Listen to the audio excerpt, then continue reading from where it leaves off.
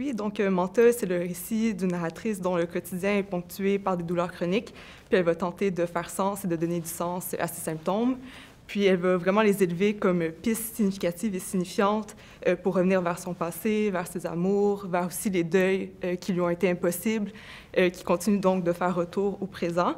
Puis justement, son corps malade va servir de passerelle pour revenir vers le corps malade aussi de sa mère qu'elle a quitté 10 ans plus tôt à l'hôpital.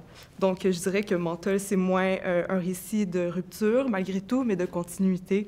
Donc, ce qui persiste en soi de l'autre, puis de ce qui continue de nous accompagner jusqu'à nous faire sortir de nous-mêmes parfois. Donc, un récit de chute, mais aussi d'avancée, puis de traversée, puis de réinvention à travers ça.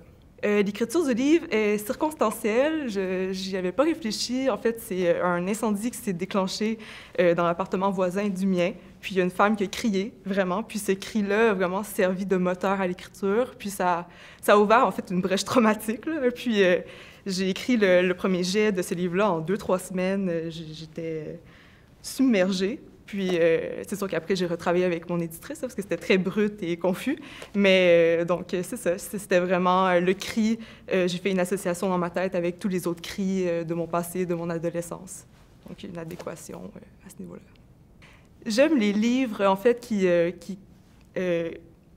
créent une place pour la lectrice, donc permet justement à la lectrice de s'insérer dans les mots, de prolonger l'écriture, que ce soit durant la lecture ou une fois le livre fermé. Puis oui, il y a un livre, en fait, c'est Rose amère de Martine Delvaux, qui est aussi ma directrice. Je l'ai lu comme quelques semaines avant d'entamer l'écriture de Mental, puis c'est comme si elle m'autorisait à parler de certains événements à moi.